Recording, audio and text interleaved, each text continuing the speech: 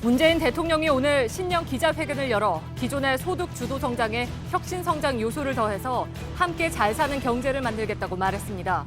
문 대통령은 또 곧 북미 고위급 회담이 열릴 거라고 전망했습니다. 조재범 전 코치의 성폭행 의혹이 불거지면서 빙상계에 추가 성폭력 피해자가 있다는 주장이 나왔습니다. 젊은 빙상인 연대는 추가로 확인된 성폭력 피해자가 대여섯 명 정도이며 가해자들의 실명까지 공개할 예정이라고 밝혔습니다. 서울의료원에서 한 간호사가 스스로 목숨을 끊은 사실이 JTBC 취재 결과 확인됐습니다. 유가족들은 직장 내 괴롭힘 끝에 자살했다고 주장하고 있고 유서엔 같은 병원 사람은 조문도 오지 말라고 써 있습니다. 양승태 전 대법원장이 내일 오전 9시 30분 피의자 신분으로 검찰에 출석합니다. 양 전 대법원장은 내일 대법원 정문에서 입장을 발표하겠다고 해 논란인 가운데 입장을 발표한 뒤에는 서울중앙지검으로 이동해서 검사들의 조사를 받습니다. 김정은 북한 국무위원장과 시진핑 중국 국가주석이 2차 북미 정상회담의 성과를 기대한다는데 뜻을 같이 했습니다. 대북제재 완화에 대해서도 집중적으로 논의했습니다. 두 정상은 회담 기간 내내 전략적인 밀월 관계임을 드러냈습니다. 서울 성동구의 실내 수영장에서 아쿠아로빅 수업을 듣던 70대 여성이 숨졌습니다. 30분 동안 물에 떠 있었다는데 강사도 수영장 측도 몰랐다가 뒤늦게 발견했습니다. 자정전에만 주문하면 눈 뜨기 전에 식품이 집 앞에 도착하는 새벽 배송이 유통가를 뒤흔들고 있습니다. 소비자들에겐 편한데 문제점은 없는지 잠시 뒤 밀착 카메라에서 전해드리겠습니다. 어제 JTBC가 보도한 두 얼굴의 의사 김모 씨에게 성폭행을 당한 피해자 4명이 추가로 확인됐습니다. 김 씨가 자신이 설립한 공동체 구성원에게 엽기적인 학대를 일삼았고 성인이 된 피해자들의 월급도 갈취했다는 증언이 나왔습니다. 공기청정기가 도로 위로. 내일을 바꾸는 현대수소 전기차. JTBC 뉴스룸을 시작하겠습니다. 문재인 대통령이 신년 기자회견을 열었습니다. 예상했던 대로 신년사에 가장 많이 나오는 단어는 경제였습니다. 경제 강국, 경제 성장, 성도형 경제로. 문 대통령은 작년과는 조금 달라진 경제정책 방향도 밝혔습니다. 지난해 기자회견장에는 내 삶이 달라집니다라는 문구가 걸려 있었는데 오늘은 함께 잘 사는 나라로 문구가 바뀌었습니다. 문재인 정부의 정책 기조, 그 디테일의 변화를 읽을 수 있는 대목이기도 합니다. 먼저 청와대 나가 있는 취재기자를 연결해서 오늘 있었던 기자회견 속에 담긴 의미를 좀 짚어보겠습니다. 심수미 기자, 기자회견문에 제일 많이 나온 단어가 경제라면서요? 네, 그렇습니다. 경제 35번 나왔습니다. 그 다음이 성장입니다. 29번 거론됐습니다. 지난해에는 각각 9번, 5번이었습니다. 작년에는 소득 주도 성장이란 말이 되풀이됐는데 올해는 이 단어는 한 번만 나왔습니다. 대신 포용 성장이란 말이 반복됐습니다. 자, 소득 주도 성장과 포용 성장 어떻게 다르다는 얘기인가요? 이 소득 주도 성장은 말 그대로 노동자들의 소득을 늘려줘서 소비를 이끌어내는 식으로 경기를 활성화하겠다는 겁니다. 최저임금 인상 정책은 그중 하나입니다. 포용 성장은 성장 쪽이 좀 더 강조된 걸로 보입니다. 그 성장을 이끌어가기 위해서는 앞으로 노동계뿐 아니라 재계 등 다양한 경제 주체들의 요구를 폭넓게 수용하겠다는 걸로 풀이가 됩니다. 이것 때문에 지난번부터 그런 얘기가 많이 나왔습니다. 경제정책의 노선 자체가 달라진 것이 아니냐 하는 시각인데 거기에 대해서는 뭐라고 얘기가 나왔습니까? 오늘 대통령의 발언을 보면 최저임금에 대한 인식 등에서 지난해와 달라진 시각이 담겨 있습니다. 하지만 청와대는 방향 전환이라기보다는 속도 조절이라는 입장입니다. 불평등한 경제 구조를 고치기 위해 노력을 이어간다는 기본적인 기조는 같다. 다만 여기에 집중하기 위해선 우선 경제가 살아나야 하기 때문에 이런 부분도 집권 초보다는 고려하겠다라는 정도로 풀이가 됩니다. 문재인 대통령의 경제에 대한 발언을 직접 들어보시겠습니다. 문재인 대통령은 고용 부진이 뼈아프다고 말했습니다. 고용 지표가 부진했다. 국민들 기대에 미치지 못했다는 점이 가장 아쉽고 아픈 점이었습니다. 그 이유를 제조업 불경기라고 설명했습니다. 제조업에서 지속적으로 일자리가 줄어들고 들고 있고 그 제조업을 둘러싼 여러 가지 서비스 산업도 함께 어려워지는 그런 이제 현상을 가지고 있어서 그러면서 혁신 성장의 당위성을 강조했습니다. 현대자동차가 한국에 새로운 생산 라인을 설치한 게 얼마나 됐었는지 아시겠습니까? 아마도 기억도 안 날 정도로 까마득한 이제는 새로운 생산 라인을 한국에다 만들어야 되지 않겠습니까? 혁신 과정에서 생기는 각종 갈등도 중재하겠다고 했습니다. 카풀을 통해서 이렇게 겪고 있는 사회적 갈등이 대표적인 거 아닙니까? 4차 산업위기라는 이 속에서 경제 사회 현실이 크게 바뀌고 있는데도 그 옛날의 가치가 그대로 고집되는 그런 경우가 왕왕 있어 보입니다. 하지만 경제 기조가 잘못된 건 아니라는 입장을 밝혔습니다. 정부의 정책 기조가 잘못되었다고 생각하지 않습니다. 그러나 정부의 정책 기조는 그대로 유지해 가면서도 보완할 점들을 충분히 보완해서 노동계에도 열린 마음을 주문했습니다.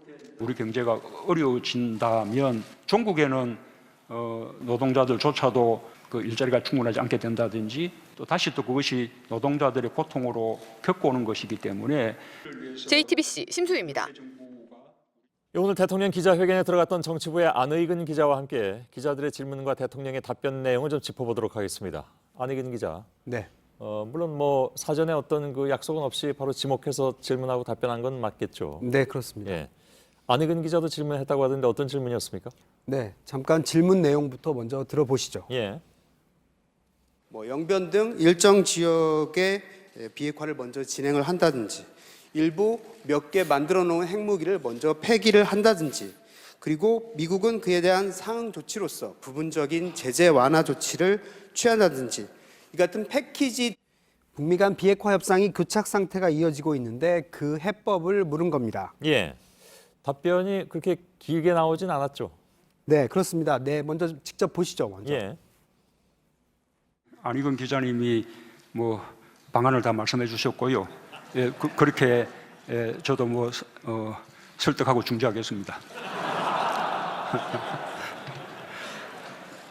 답을 하는 것은 아니라고 봐야 되겠고요. 혹시 뭐 추가로 더 하실 말씀이? 네, 재차 질문을 하니까 이게 양측이 해법을 몰라 그런 건 아니다. 결국은 불신 때문인데 곧 2차 정상회담이 이루어진다면 이 점에 대한 의견 접근이 있었을 것이라고 답을 했습니다. 예.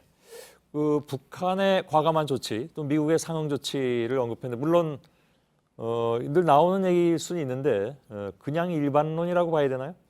그렇진 않습니다. 문 대통령이 계속 언급을 해왔던 부분이긴 하지만 최근 들어서 남북미 간 상호 접촉이 활발해지고 있고 북미 정상회담이 가시화되고 있기 때문에 일반론이라기보다는 뭔가 구체적인 논의가 이루어지고 있는 걸 암시한 것으로 풀이됩니다. 예.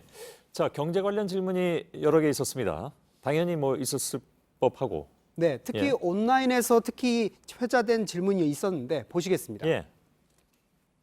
그래서 현 정책에 대해서 그 기조를 바꾸시지 않고 변화를 갖지 않으시려는 그런 그 이유에 대해서도 알고 싶고요. 그 자신감은 어디에서 나오는 것인지, 그 근거는 무엇인지 좀 단도직입적으로 여쭙겠습니다. 예.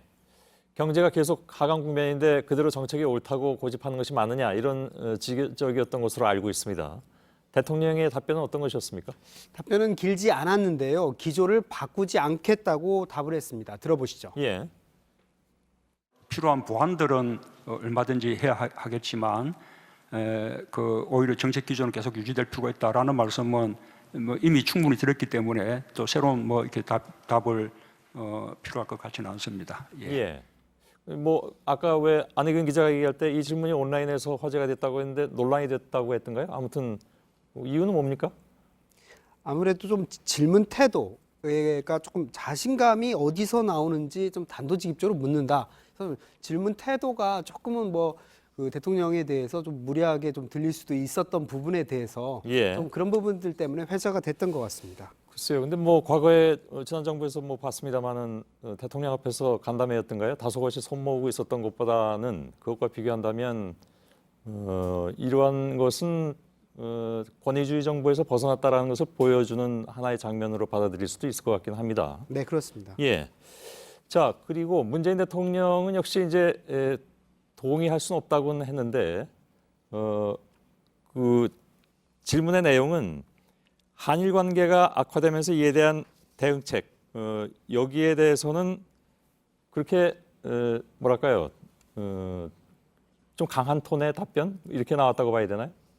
네, 역시 최근 강제징용 판결과 압류 승인 등 일본 정부가 민감해하는 걸 묻는 질문이었는데요. 예. 오늘 대통령이 대개 외신 기자들에게는 특히 좀 유머를 섞어가면서 비교적 유연한 태도로 답변을 했는데 여기에 대해서는 단호한 입장을 보였습니다. 들어보시죠. 이것은 한국 정부가 만들어낸 문제들이 아닙니다. 과거의 불행했던 그 오랜 역사 때문에 만들어지고 있는 문제입니다. 저는 일본 정부가 그에 대해서 조금 더 겸허한 입장을 가져야 한다고 봅니다. 아베 총리 등의 최근에 강경한 정치 공세성 발언을 겨냥한 답변으로 보입니다. 예, 알겠습니다. 여기까지만 좀 듣도록 하죠. 안혜익은 기자였습니다. 인사와 정책에 대한 비판적인 질문이 나오기도 했습니다. 현직 언론인을 참모로 청와대로 데려간 것에 대한 지적과 경제 관련 질문들이었는데 경제 관련 질문들에 대한 답변은 일부 좋은 방향의 통계만 인용했다는 지적도 나왔습니다. 서복현 기자입니다. 윤도환 국민소통수석은 MBC를 떠난 지 열흘도 안 돼 임명됐습니다. 여현호 국정홍보비서관 임명 역시 한겨레를 그만둔 지 이틀 만이었습니다. 문재인 대통령은 이렇게 해명했습니다.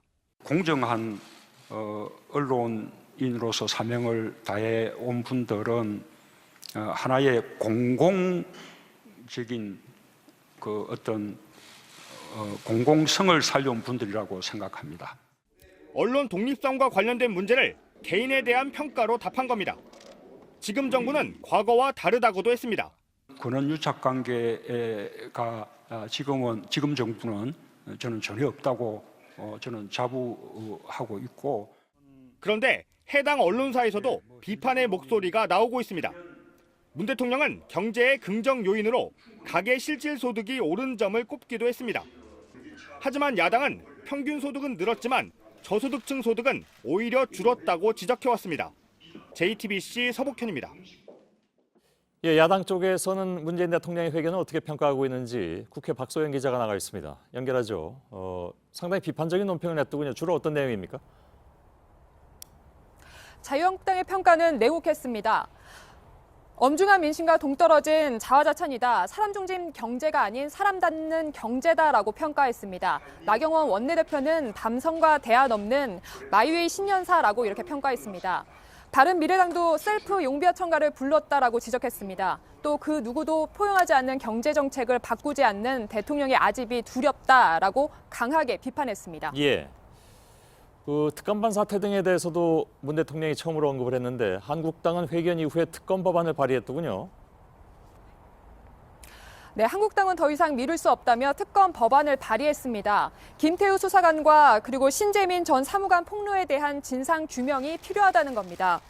회견에서 문 대통령이 김태우 수사관 개인 문제다, 수사를 통해 밝혀질 것이다 라고 이렇게 말했는데 사실상 수사 가이드라인을 제시한 거다라고 주장하고 있는 겁니다.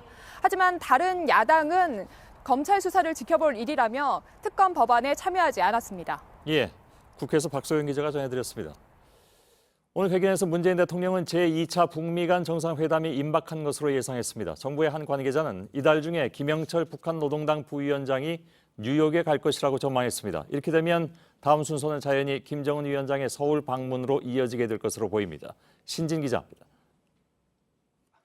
문재인 대통령은 김정은 위원장의 방중이 2차 북미 정상회담이 임박했다는 징후라고 말했습니다. 정말 멀지 않았어. 제2차 북미 정상회담을 위한 북미 간의 고위급 협상의 소식을 듣게 되지 않을까 그렇게 기대합니다. 한 정부 관계자는 김영철 북한 노동당 부위원장이 뉴욕에 갈 예정인 것으로 알고 있다고 말했습니다. 또 다른 외교 소식통도 이번엔 김영철 부위원장이 미국에 갈 차례라며 이달 중순쯤으로 예상된다고 말했습니다. 이르면 1월 중에 북미 고위급 회담이 열릴 수 있다는 얘기입니다. 특히 김 위원장이 워싱턴도 들러 트럼프 대통령과 만날지 여부에도 관심이 쏠립니다. 문 대통령은 기자회견에서 김정은 위원장이 지난해 연말에 보내온 친서에 대한 답을 했다고도 밝혔습니다. 친서 내용 일부를 이례적으로 공개한 이유도 설명했습니다. 우선 대단히 성의 있는 친서였고 그다음에 연내에 답방하지 못한 것에 대해서 아주 간곡하게 양해를 구하는. 조만간 2차 북미 정상회담이 개최된다면 이후 김정은 위원장의 서울 답방도 이어질 것으로 보입니다. JTBC 신진입니다. 쇼트트랙 조재범 전 코치의 성폭행 의혹은 그 파장이 커지고 있습니다. 빙상계 성폭력 피해자가 대여섯 명이 더 있고 또한 가해자 실명까지 공개하겠다는 목소리도 나왔습니다. 박병현 기자. 저희가 이제 알아본 바로는 성폭행도 많이 있다라고 확인이 됐습니다. 쇼트트랙 조재범 전 코치가 폭력뿐 아니라 성폭행을 했다는 주장이 제기되면서 그동안 성폭력 피해를 당하고도 숨죽였던 선수들이 침묵을 깨기 시작했습니다. 쇼트트랙, 스피드스케이팅 등에서 뛰었던 선수들의 모임, 젊은 빙상인 연대는 지난 2달간 빙상계 내부의 성범죄 현황을 조사했습니다. 빙상 종목에서 성폭력 피해를 당한 피해자만 대여섯 명이 되고 또 가해자 역시 4-5명의 이름을 확보했다고 밝혔습니다. 성폭력 피해를 알리기 위한 구체적인 방향도 내비쳤습니다. 당연히 이제 가해자들은 공개를 해야 되는 것을 원칙으로 하고 있는데 그 방법을 어떻게 할지. 빙상인 연대는 성폭력 가해자의 신상을 기자회견을 통해 밝힐지 아니면 형사고소를 진행할지 고민하고 있습니다. 과거 성폭력 비위를 저지르고도 여전히 지도자로 또 스승으로 남아있는 빙상계의 현실 속에서 피해자들은 아직까지도 보복이 두려워 말을 못하고 있다고 덧붙였습니다. 심석희의 고백을 시작으로 오랫동안 감춰졌던 체육계의 오래된 성폭력 실상이 드러날 조짐을 보이고 있습니다. JTBC 박병현입니다. 심석희 선수는 오늘 다시 빙상장에 나왔습니다. 다음 달 국제대회를 앞두고 국가대표 훈련을 재개했습니다. 대표팀은 심 선수에게 과도한 관심 대신 조용한 응원을 부탁했습니다. 이예원 기자입니다. 쇼트트랙 대표팀은 어제까지 태릉 선수촌에서 훈련했지만 오늘은 진천 선수촌으로 옮겨왔습니다. 어제 훈련에 불참했던 심석희 선수도 다시 합류했습니다. 진천 선수촌은 외부인의 출입을 통제했습니다. 지도자들의 변화가 좀 필요하다고 저는 생각합니다. 적으로 순위가 안정될 수 있도록 최선의 노력을 다하도록 하겠습니다. 심 선수는 다음 달 열리는 쇼트트랙 월드컵 준비에 들어갔습니다.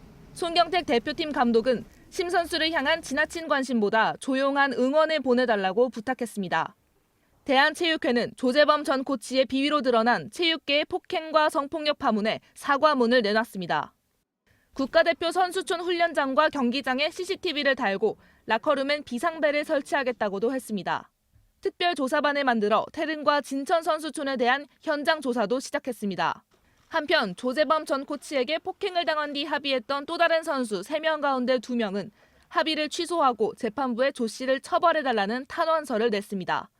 JTBC 이혜원입니다. 심석희 선수 등 쇼트트랙 선수 4명을 때려서 1심에서 징역 10월을 선고받은 조재범 전 코치의 2심 선고가 미루어졌습니다. 원래 선고 날짜는 다음 주 월요일이었지만 이번 성폭행 사건과 관련한 추가 고소장이 접수되면서 법원이 수사 상황을 반영해서 다시 나중에 재판을 열기로 했습니다. 스포츠계의 성폭력은 어찌 보면 모두가 눈치채고 있으면서도 말을 꺼내는 것을 피해온 불편한 진실이었을 것입니다. 스포츠 선수들의 성폭력에 오랫동안 문제 제기를 해온 분이 있는데 서강대 스포츠 심리학과 정영철 교수가 지금 제 옆에 나와 계십니다. 이 문제로 아예 논문까지 발표한 바가 있습니다. 어서 오십시오. 네, 안녕하세요. 논문 쓰신 지는 한 6년, 7년 정도? 한 2012년 발표됐으니까 지금 1년 정도. 그렇군요. 쓰시게 된 이유는 어떤 거였습니까? 그때 제 제자 중에 한 명이 전직 핸드볼 선수였는데 그 친구가 자기 친구들을 인터뷰를 하고 싶다고 해서 그러면 한번 가서 지금 은퇴한 선수들 한번 만나봐라 했더니 처음에 8명을 접촉했는데 8명 다 하고 싶지 않다라는 거절 의사를 밝혀서 매우 의아하게 생각했고 이걸 좀 알아보니까 그때 시절을 다시 되돌아보고 싶지 않다. 이런 이유 때문에 거절을 한 거였더라고요. 그래서 그 얘기를 듣고 반드시 했으면 좋겠다 해서 결국 4명을 섭외를 해서 연구를 진행해서 마무리했습니다. 종목도 물론 다르고 네. 또 시기도 훨씬 그보다 전입니다. 한 6, 네. 7년 전이니까요. 네. 요즘 쇼트랙에서 심석희 선수의 고백으로 네. 아무튼 파장이 굉장히 큰데 비슷한 상황입니까? 아니면 지금 이제 6, 7년으로 보는데 사실은 그 친구들이 은퇴한 친구였으니까 그렇군요. 더 소급돼서 2000년대 한 초중반 정도의 선수들인데 예. 사실 지금과 비교하면 10년 이상의 차이가 나지만 그 환경이나 그때 처했던 상황들이 그렇게 크게 다르지 않다라는 게 지금 오히려 굉장히 그 충격스러운 부분이기도 합니다. 예. 그 당시 어떤 자세한 상황에 대해서 저희들이 궁금해하진 않겠습니다. 왜냐하면 뭐 많이 알려져 있기도 하고 또 지난번에 다른 빙상 선수 전직 선수들이 저희 인터뷰에서 얘기한 내용들도 있거든요. 네. 그 폭력이라는 것이 네. 뭐 거의 이건 뭐 어떻게 참 상상하기가 어려운. 네. 제가 여기서 다시 입에 올리기도 참 민망한 그런 수준의 폭력이 갔었는데 네. 선수들이 얘기를 못하는 이유는 네. 뭐 이미 저희들이 이제 보도도 해드렸지만 얘기를 할 수 없는 구조 아니겠습니까? 그러니까 1차적으로 보면 이 권력 자체가 예. 굉장히 수직적으로 돼 있어서 그 얘기를 하는 즉시 그 업계에서는 굉장히 어려운 상황이 된다는 게 알고 있기 때문에 예. 굉장히 힘든 상황이 되고요. 사실 지금 이렇게 폭로하는 선수들 대부분은 자기가 운동선수를 계속하지 않겠다라는 거를 각오하지 않으면 예. 얘기할 수 없는 상황입니다. 그래서 그게 구조적으로 하나가 있고요. 그다음에 더 큰 문제는 사실 이런 문제가 터졌을 때 어떤 식으로 처리가 되느냐를 선수들은 계속 보아왔거든요. 예. 근데 그게 정확히 말하면 계속 반대 방향으로 그러니까 해결이 되기보다는 오히려 피해자가 굉장히 힘들어지고 2차 피해를 받는 상황으로 가기 때문에 예. 이게 어쩌면 학습을 하는 거죠. 그 선수들이 보고 안 되겠다 이런 생각을 하는 거죠. 그럼 저는 그렇게 말씀하시면 네. 그 논문의 결론이 궁금합니다. 그러니까 다시 말하면 그 논문은 어떤 해법을 제시하셨습니까? 아니면 그런 건 아니고요. 그게 일단 그 선수들의 삶을 읽어보는 그 연구여서 예. 어떤 해법이나 대책을 마련한 건 아니었는데요. 사실은 그 연구가 끝나고 나서 사실은 보통 대학원 석사 논문 정도면 그냥 논문으로 끝나지만 예. 이거는 좀 책임감을 갖고 세상에 알려야 되겠다는 좀 생각이 들어서 굳이 제가 저널에 발표를 하게 됐었어요. 예. 이 질문을 드려야 되는지 말아야 되는지 사실 저는 좀 고민이긴 한데 심 선수는 좌우지간 지금 성폭행 피해를 네. 고발을 했습니다. 네. 여기서 또 다른 케이스를 자꾸 제가 여쭤보면 또 다른 2차 피해가 발생할 수도 있기 그렇죠. 때문에 네. 질문드리기가 매우 조심스럽긴 한데 네, 그러면 그래도 드리겠습니다. 네. 다시 말하면 뭐 흔히 얘기하는 미투. 네. 예. 스포츠계에서도 그것이 필요하다고 보십니까?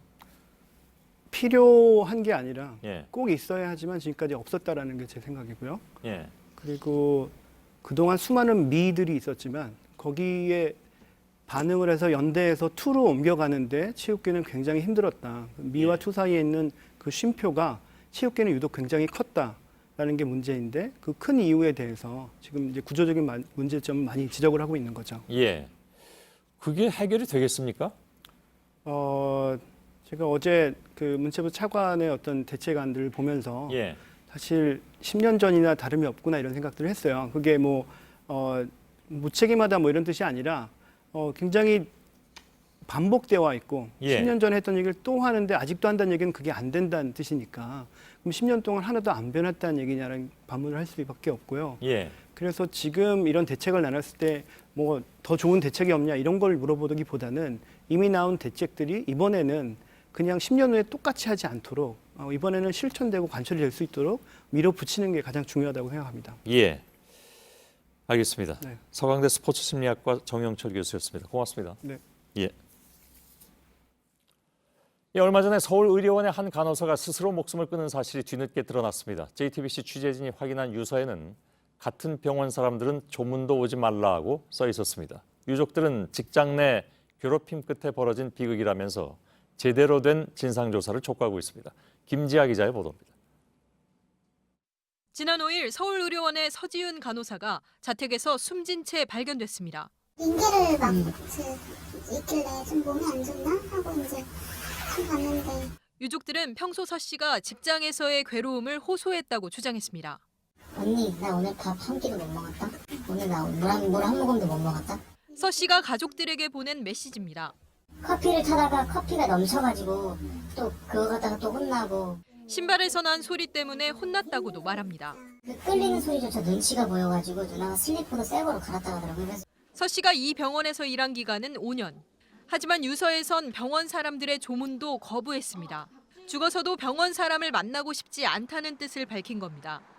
병원 측은 서 씨의 발인이 끝난 뒤에야 사망을 확인했습니다. 제가 화장을 하고 이제 누나 사진 들고 가고 있는데 전화가 오더라고요. 서진 선생님 출근을 안 했어. 그러는데 왜 안 오냐고. 그래서 제가 너무 화가 나서 우리가 죽었다고. 끊으라고. 서 씨의 사망 원인은 약물 과다 투여였습니다. 병원 측은 약물이 내부에서 유출된 것은 아니라며 현재 진상조사 중이라고 밝혔습니다. JTBC 김지아입니다. 어제 저녁에 서울 광화문 앞에서 분신한 60대 택시기사가 결국 숨졌습니다. 택시단체 측은 카카오 카풀 서비스에 반대한다는 고인의 유서를 공개했습니다. 한 달 사이에 2명의 택시기사가 카풀 서비스에 반대해서 극단적인 선택을 했습니다. 김민관 기자. 택시 운전사 65살 임모 씨는 오늘 새벽 숨졌습니다. 택시단체들은 카풀이 다시 사람을 죽였다며 긴급 기자회견을 열었습니다. 제3, 제4가 또 나와야 돼? 에? 카풀은 진짜 유감 생각하면 돼요. 이거는 불법이에요, 불법. 이들은 임 씨가 남겼다는 육성 파일과 메모를 공개했습니다. 여기엔 택시와 상생하자던 카카오에게 착취만 당하고 있다며 카풀 서비스에 반대하는 내용이 담겼습니다. 참가자들은 회견을 마친 뒤 택시 10대에 나눠 타고 청와대로 향했습니다. 도착 직후 입장문을 낭독한 뒤 사회조정비서관을 만나 항의 서한도 전달했습니다. 택시단체들은 택시 운전사들이 농성을 벌이고 있는 국회 앞에 임 씨의 분향소를 마련할 예정입니다. 또 카카오 카풀 서비스를 막기 위해 전국 단위의 대규모 집회를 열 방침입니다. JTBC 김민관입니다. 한때 사법부를 총지휘했던 양승태 전 대법원장이 내일 오전 9시 30분에 피의자 신분으로 검찰에 나와서 조사를 받습니다. 먼저 대법원 정문에서 입장을 밝히겠다고 해서 논란이 되고 있는데 원래는 로비까지 들어가려다가 법원 노조도 막겠다고 나서는 등 여론이 나쁘다는 것을 의식한 것 같습니다. 어떤 방식으로든 입장을 밝히고 나면 100m 떨어진 서울중앙지검으로 이동할 예정입니다. 사상 처음으로 진행되는 전직 대법원장 소환을 앞두고 서초동 주변의 긴장감도 높아지고 있습니다. 취재기자 연결하겠습니다. 이가혁 기자가 나가 있습니다. 국가의전 서열 3위였던 전직 대법원장 소환을 앞두고 지금 검찰이 혹시 모를 돌발 상황에 대비해서 전직 대통령들의 준하는 준비를 했다면서요? 그렇습니다. 내일 아침 9시 30분 양승태 전 대법원장은 제가 서 있는 이 포토라인을 지나게 됩니다. 벌써부터 제 뒤쪽으로 보시면 이렇게 JTBC를 비롯해서 각 방송사들이 내일 아침 상황을 중계하기 위해서 천막을 쳐놓은 모습을 볼 수가 있습니다. 그리고 이쪽을 보면 포토라인이 이렇게 설치가 되어 있는데 카메라 기자들이 미리 설치해놓은 카메라 삼각대와 사다리 등을 볼 수가 있습니다. 그리고 잠시 후 밤 10시부터는 외부인이 이 청사 안으로 들어갈 수가 없습니다. 이미 이 일대에 집회 신고가 많이 되어 있기 때문에 하루 앞서 보안을 강화하기 시작한 겁니다. 예. 그렇게 전날 밤부터 다 준비를 해놓은 상황이군요. 그런데 검찰청 포토라인이 아닌 대법원에서 입장을 밝히겠다고 해서 논란이 되고 있잖아요. 그렇습니다. 양승태 전 대법원장은 어제부터 이미 길 건너 대법원에서 입장을 밝히고 이쪽으로 오겠다 이렇게 예고를 한 상태입니다. 그래서 정작 이 검찰 포토라인에서는 기자들의 질문에 답을 하지 않고 그냥 들어가는 것 아니냐 이런 관측도 나오고 있습니다. 이런 계획에 대해서 법원 노조가 양 전 대법원장이 대법원 청산으로 들어가는 것을 원천 봉쇄하겠다 이렇게 밝혔는데 자세한 내용은 김선미 기자가 리포트로 준비했습니다. 대법원 로비에서 입장을 발표하겠다던 양승태 전 대법원장이 계획을 바꿨습니다. 대법원 내부가 아닌 정문 앞에서 하겠다는 겁니다. 양 전 원장 측은 대법원에 공식 협조 요청은 하지 않고 직접 주변을 둘러본 뒤 이같이 결정했습니다. 대법원도 양 전 원장 측에 내부 입장 발표는 난감하다고 전하고 정문을 폐쇄하기로 했습니다. 발표가 끝나면 양 전 대법원장은 차에 올라 서초역 사거리를 지나 서울중앙지검 서문으로 이동합니다. 이런 가운데 법원 노조는 양 전 대법원장의 대법원 입장 발표는 법원을 자극하고 혼란을 만들려는 것이라고 비판했습니다. JTBC 김선미입니다. 예, 현장에 나가 있는 이가혁 기자, 한 가지만 더 확인을 하죠. 방금 이제 리포트처럼 양 전 대법원장이 검찰청사에 도착하면 그다음 조사 진행은 어떻게 이제 이루어집니까? 네, 양 전 대법원장은 변호인 2명과 함께 평소엔 잘 쓰지 않는 이 중앙 출입문을 통해서 청사 안으로 들어가게 됩니다. 그리고 나면 일단 사법농단 수사팀장인 한동훈 3차장 검사와 접견실에서 간단하게 인사를 나누고 그리고 이 청사 가장 꼭대기층인 15층에 마련된 특별조사실에서 본격적으로 조사를 받게 됩니다. 검찰은 150쪽이 넘는 질문지를 준비한 상태입니다. 그리고 양 전 대법원장 측도 변호인을 통해서 오늘 취재진에게 진술을 거부하지 않을 것이고 기억나는 대로 말을 할 것이다 이렇게 밝혔습니다. 재판 거래 또 판사 뒷조사 등 지난 7개월 동안 꾸준히 제기된 모든 의혹들을 두고 전직 사법부 수장과 검찰이 팽팽한 진검승부를 벌일 예정입니다. 예, 중앙지검에서 이가혁 기자였습니다. 네, 김정은 북한 국무위원장이 중국을 방문해서 시진핑 국가주석과 어떤 얘기를 했는지가 공개됐습니다. 먼저 오늘 공개된 영상부터 전해드리겠습니다. 김 위원장이 베이징에 머문 27시간 동안 북중 두 나라의 친밀감을 보여주는 대목이 곳곳에 나옵니다. 이지은 기자입니다.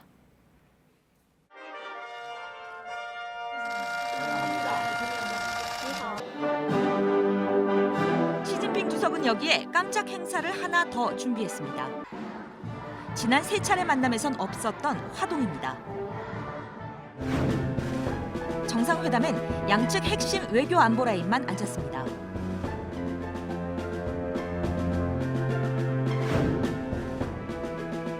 회담 뒤에 이어진 환영 만찬은 밤 11시쯤 끝났습니다.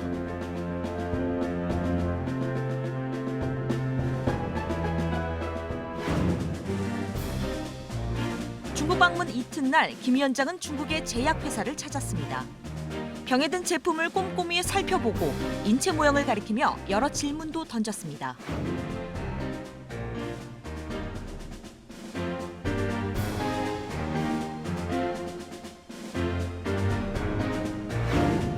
김 위원장은 평양으로 돌아가는 길 잠시 단둥에 들러 시 주석에게 친필로 감사 서한을 보냈습니다.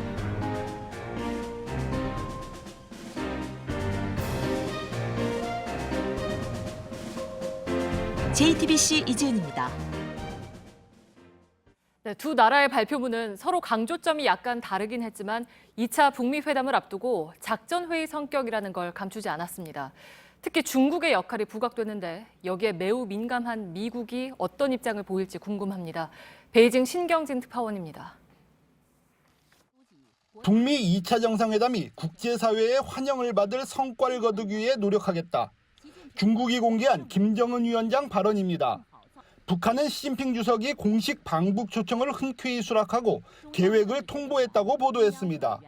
이번 북중 정상의 베이징 회담은 대북 제재 완화도 주목했습니다. 시 주석은 북한의 합리적 관심을 해결하는 데 전적으로 동감한다고 강조했습니다. 중국은 북한의 믿음직한 후방, 견결한 동지이자 벗이라고도 했습니다. 중국 발표문은 또 한반도 문제의 정치적 해결 프로세스를 계속 추진하겠다고 3차례에 걸쳐 밝혔습니다. 비핵화 협상뿐 아니라 종전선언과 평화체제 논의 과정에 중국 역할론을 부각시킨 것으로 풀이됩니다. 북핵 당사자는 북한과 미국이라면서도 중국은 빠질 수 없는 상수라고 강조한 겁니다. 전략적 소통을 강조하면서 자국 상황을 서로 설명한 것도 눈에 띄는 대목입니다. 특히 김 위원장은 중국을 더 자주 와서 현장을 시찰하고 싶다고 희망했습니다. 올해 안에 5차, 6차 방중 가능성도 관측됩니다. 베이징에서 JTBC 신경진입니다. 선거법을 위반한 혐의 등으로 재판에 넘겨진 이재명 경기지사의 첫 재판이 오늘 열렸습니다. 이 지사는 지난해 지방선거 당시 판교 대장동의 개발 이익금이 환수됐다는 등의 허위 사실을 말하고 친형을 강제로 입원시키려 공무원에게 지시한 혐의를 받고 있습니다. 법원에 나온 이 지사는 사필 규정을 믿고 대한민국의 사법부를 믿는다며 혐의를 부인했습니다.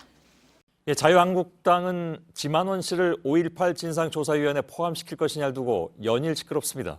당 지도부는 지만원 씨 배제 방침을 공식화한 가운데 친박계 의원들은 잇따라 반발하고 나섰습니다. 유미혜 기자입니다. 오늘 오후 자유한국당 의원총회가 열린 국회 본관 예결위 회의장. 녹색 표지의 책이 한 권씩 놓여 있습니다. 지만원 씨가 쓴 책입니다. 책의 제목은 5.18은 북한이 일으킨 게릴라전이었답니다. 지 씨를 5.18 진상조사위원회에서 배제하기로 한 데 대한 항의성으로 보입니다. 당 지도부는 어제 지 씨의 불가 방침을 밝혔습니다. 상당한 무리가 이제 이런저런 논란의 여지가 있지 않을까. 친박계는 바로 반발했습니다. 지만원 박사의 추천 여부도 검토할 필요가 있다. 이렇게. 문진 의원들도 상당수가 지만원 씨 추천해. 이런 가운데 지 씨는 더 이상 나경원 원내대표 사무실 앞에서 시위를 하지 않겠다고 밝혔습니다. 한국당의 조사위원 선정을 의원총회에서도 논의하기로 하면서입니다. 지 씨는 엄청난 진전이라고 자평했습니다. JTBC 유미입니다. 예, 역시 대표적인 친박계인 한국당 김진태 의원은 지만원 씨가 5.18 진상조사위원회에 들어가야 한다고 거듭 주장했습니다. 지 씨의 욕설 논란에 대해서 욕설이라고 할 수준이 아니다 이렇게 말하기도 했습니다. 이윤석 기자입니다. 지만원 씨는 최근 막말과 욕설 논란으로 비판을 받아왔습니다. 나경원 여자 아니에요 그거? 나경원 원내대표를 향한 비난입니다. 친박계 김진태 의원은 지 씨를 두둔했습니다. 욕설이라고 할 수도 없는 수준이에요. 진짜 그렇게 얘기했다면 그건 뭐 미친 사람 아닌가? 그렇게 얘기한 거를 욕설을 했. 하지만 당 내에서조차 여론과 동떨어진 주장이란 지적이 나왔습니다.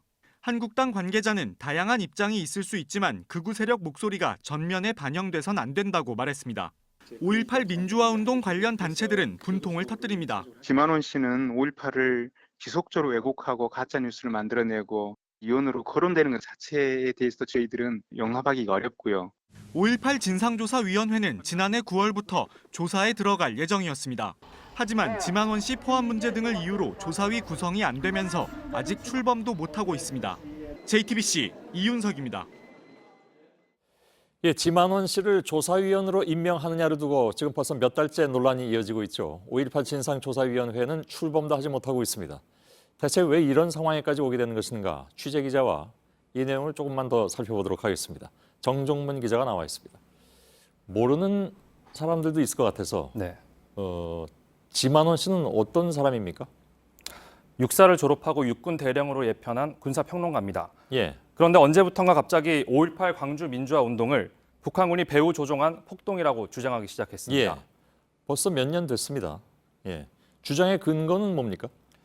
몇 가지 사진 자료를 가지고 이렇게 주장을 하는 건데요. 사진. 예. 예. 이에 대해서는 이미 명확한 반박 자료들이 있습니다. 예. 오늘도 지만원 씨가 북한 특수부대원으로 지목한 탈북자들이 국회에서 기자회견을 했습니다. 한번 보시죠. 예. 76년 1월 5일생이 80년 광주 사태 때 과연 어떻게 대한민국에 내려왔을 수 있으며 그러한 문제에서 그때 당시 저는 4살이고 이게 4살짜리 모습인가요? 예. 뭐 그 이외에도 많은 증언들이 나오긴 했습니다만은. 근데 한국당에서 지만원 씨를 5.18 조사위원회에 넣자고 하는 이유는 그럼 뭡니까? 네, 진상조사법이 정하는 조사 범위에 북한군 개입 여부가 명시가 돼 있습니다. 예. 사실 조사위 범위에 이런 내용이 들어간 것 자체가 문제가 있어 보이는데요. 그렇긴 하죠. 한국당 일부 의원들이 이 부분 전문가로 지 씨를 추천했습니다. 예. 한국당에서 누가 추천한 건가요? 이 과정에 관여한 한국당 핵심 관계자에게 직접 물어봤습니다. 예. 그랬더니 형식상 이종명 의원이 추천을 했지만 속사정은 친박의 추천이었다 이렇게 얘기를 했습니다. 예. 그럼 결국 이제 친박계가 지 씨를 감싸고 간다 이렇게 볼 수밖에 없는 상황이잖아요. 그러면 그건 왜 그렇습니까? 영상을 먼저 보시죠. 나경원 원내대표의 사무실 앞에서 벌어진 집회 영상입니다. 예.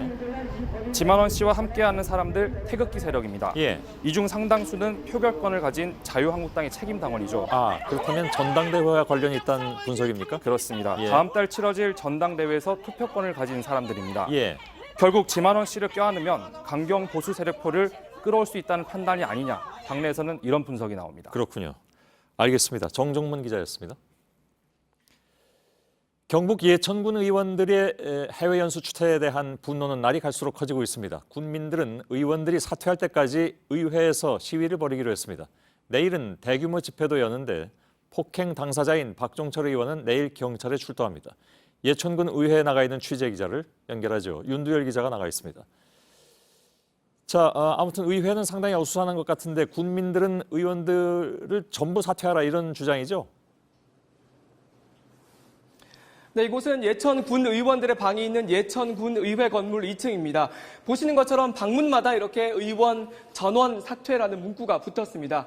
의회 밖 상황도 비슷합니다. 시내 곳곳마다 의원들의 사퇴를 촉구하는 현수막이 내걸렸고 의회 건물 정면 앞에는 검은색으로 된 사퇴 촉구 대형 현수막이 내걸렸습니다. 이곳이 바로 폭행 당사자인 박종철 전 부의장 방인데요. 역시나 이렇게 굳게 문이 잠겨 있습니다. 의장실 안으로 한번 들어가 보실까요? 네, 화난 국민들이 이렇게 모여서 의장을 기다리고 있지만 의장은 오전에 잠깐 얼굴을 비춘 후 하루 종일 자리를 비웠습니다. 대신 이렇게 의장석 주변에는 화가 난 국민들의 분노가 가득 붙어 있습니다. 예, 지금 거기 국민들도 여러분이 와 계신데 내일은 아예 집회를 여신다고 들었습니다. 내일 화가 난 국민들이 오전 10시 30분에 예천 군 중심가에서 대규모 집회를 엽니다. 집회 이후에는 이곳 의회까지 가두 행진을 벌이기로 했습니다. 제가 오늘 시장에 나가서 여러 국민들을 만나봤는데요. 하나같이 손사래를 치면서 말하기도 부끄럽다고 했습니다. 의회는 윤리특별위원회를 열어서 어떤 의원을 사퇴시킬지 논의하기로 했는데 여론은 이미 의원 전원 사퇴 쪽으로 기울어져 있습니다. 예. 자, 문재의원들이 이제 대부분 속한 곳이 자유한국당인데 수습책을 내놨다고 들었습니다. 박종철 의원은 이미 자유한국당을 탈당한 상태입니다. 자유한국당은 오늘 박 의원을 영구히 들어오지 못하도록 제명하겠다 이렇게 밝혔습니다. 재입당을 허용하지 않겠다고 밝혔습니다. 자유한국당 경북도당도 오늘 이제서야 사과문을 발표했습니다. 경찰 수사도 빠르게 진행되고 있습니다. 박 의원을 제외한 나머지 의원 모두를 참고인으로 불러 조사를 마쳤고 미국에 있는 가이드도 이메일을 통해서 조사를 마쳤습니다. 따라서 경찰은 내일 오후에 폭행 당사자인 박종철 의원을 소환해서 조사할 예정입니다. 예, 알겠습니다. 윤두열 기자가 현장에서 전해드렸습니다. 그런데 이 와중에 경상북도 시군의회 의장들이 어제 베트남으로 연수를 떠났습니다. 해외 연수를 폐지하자는 말까지 나오는 이런 마당에 연수를 꼭 가야 했느냐 하는 비판이 나왔습니다. 비판이 이렇게 거세지자 결국 일정을 이틀 줄여서 내일 돌아오기로 했다고 합니다. 배양진 기자입니다. 경상북도 시군의회 의장 18명이 어제 베트남으로 연수를 갔습니다. 예천군 의회 이형식 의장이 해외 연수에서 가이드를 때린 박종철 부의장을 제명하겠다고 밝힌 바로 그날입니다. 이형식 의장은 연수에 가진 않았습니다. 베트남 일정은 3박 5일로 공식 일정 5개, 관광 일정 2개입니다. 금요일엔 베트남의 유명한 산인 옌뜨 국립공원을 탐방합니다. 토요일엔 유명 관광지인 하롱베이를 견학합니다. 한 사람당 의정협의회 예산을 145만 원씩 쓰기로 했습니다. 시군의회 의장단의 해외 연수는 매년 열리는 정례 행사입니다. 일정도 이미 지난달에 정해졌습니다. 그러나 예천군 의회 파문으로 해외 연수를 폐지하자는 목소리가 나오는데도 베트남으로 떠났어야 했냐는 지적이 쏟아졌습니다. 결국 의장단은 원래 일요일에 돌아올 예정이던 일정을 줄여 내일 귀국하기로 했습니다. JTBC 배양진입니다. 예, 어제 뉴스룸에서는 서울 강남의 한 교회, 서울교회입니다. 이 교회가 400개에 달하는 차명 계좌를 운영해온 정황을 전해드렸습니다. 그런데 이 교회가 사업자 등록증도 5개나 가지고 있었던 것으로 파악됐습니다. 이 중에는 교회와 전혀 관계가 없는 컨설팅 회사도 있었습니다. 이선화 기자입니다. 서울교회 앞으로 등록된 사업자 등록 번호입니다. 1991년부터 지금까지 모두 5개에 달합니다. 신사 교회가 설립되면 그만 이제 5번이나 교회가 없어지고 생기고. 이 중에는 도매업과 수출업으로 등록된 영리법인 등록증도 있었습니다. 해당 사업자와 연결된 회사는 컨설팅 회사. 상관없는 사업을 하고 목적 위반이지. 그러면 엄격하게 얘기하면 허가 취소도 시킬 수 있는 거예요. 현재는 폐업 처리돼 같은 이름의 골프장이 들어서 있습니다. 서울교회가 어디죠? 이 주소는 맞거든요. 교회 설립 초기부터 재정을 담당해온 장로 측도 해당 사실을 모른다는 입장입니다. 이거 여기서 말하는 게 처음 하는 거예요. 무슨 목적으로인지 하여튼 그게 사업자성을 만들어냈던 건 맞는 것 같아요. 교회는 91년 설립 이후 2년 동안 통장도 만들지 않았던 것으로 파악됐습니다. 대표자인 목회자 명의로 통장을 만들어서 거기에서 수입과 지출을 관리하는 경우가 굉장히 많았어요. 이제는 우리가 종교단체와 종교인을 완전히 구분해서 생각해요. 재정 담당 장로 측은 교회와 관련해 부과된 각종 세금은 정상적으로 납부했다고 밝혔습니다. 탐사 플러스 이선아입니다.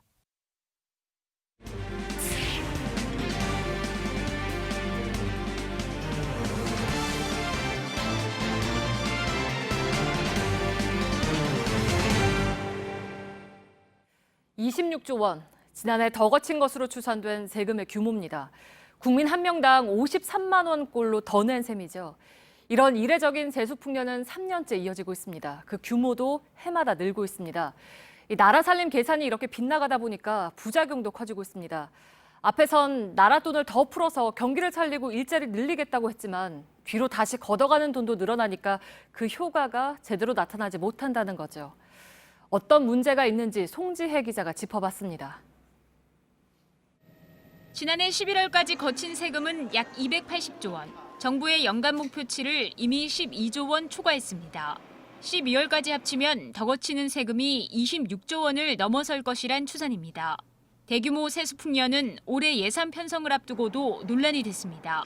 일자리 늘리기와 내수 살리기에 재정이 보탬이 되기는커녕 부담을 주고 있다는 겁니다. 국민들이 세금을 낸 거는 쓰라는 거지 않습니까? 확대 재정을 해야 될 때 거꾸로 긴축 재정을 했다는 것이 문제라는 점을 제가. 지난해 더 거친 세금은 올해 일자리 예산보다 많은 규모입니다. 한국은행은 10억 원을 쓸 때 일자리 약 8개가 만들어진다고 봅니다. 단순 계산하면 일자리 21만 개를 만들어낼 수 있는 돈입니다. 예측만 제대로 했다면 필요한 곳에 그만큼 나라 돈을 더 풀 수 있었다는 지적입니다. 비판이 잇따르자 정부도 부작용을 인정하기도 했습니다. 적극적이고 확장적으로 했다고 했는데 결과적으로 보니까 세입이 더 들어오다 보니까 아니 조금 더 확장적으로 갔었어야 되는 게 아니냐. 문제가 반복되는 걸 막으려면 세수 예측 시스템을 공개하고 전문가들과 함께 개선해야 한다는 지적입니다. JTBC 송지혜입니다. 서울의 한 실내 수영장에서 아쿠아로빅 강습을 듣던 70대가 숨진 채 발견됐습니다. 30분 동안 물에 떠 있었다는데 강사도 수영장 측도 몰랐습니다. 최수영 기자입니다. 79살 여성 A씨는 지난 2일 서울 성동구의 스포츠센터 수영장에 갔습니다. 아쿠아로빅 수업 첫날이었습니다. A씨는 수업 시간 직전인 12시쯤 물에 들어갔다가 변을 당했습니다. 몸이 수영장 한켠에 한참 떠 있었다고 합니다. 하지만 강습이 진행되는 동안 아무도 몰랐습니다. 발견된 건 30분이 지나서입니다. 처음 빠졌다고 하더라고. 막 이렇게 들리고 119가 왔고 나는 또 집을 안 알리려고 막 식사하는 뛰어갔더니 부검 결과는 익사였습니다. 당시 아쿠아로빅 수업을 들은 인원은 36명. 그러나 강사 말고 안전 가이드는 없었습니다. 유가족은 초기 구조를 잘했다면 숨지지 않았을 것이라고 분통을 터뜨린 걸로 전해졌습니다. 경찰은 관계자들을 불러 안전 의무를 다했는지 등을 수사 중입니다. 스포츠센터 측은 죄송하고 안타깝다고 말했습니다. 이어 자유수영 시간엔 안전 가이드가 있지만 아쿠아로빅 수업엔 배치를 하지 않았다고 했습니다. JTBC 최수연입니다. 청소를 안 한 변기만큼 더러운 머그컵. 실제로 카페에서 쓰는 머그컵 중에 그런 컵이 있었습니다.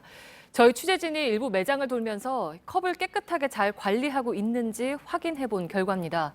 요즘 매장 안에서 마실 경우 머그컵을 쓰게도 했는데 걱정이죠. 조보경 기자입니다.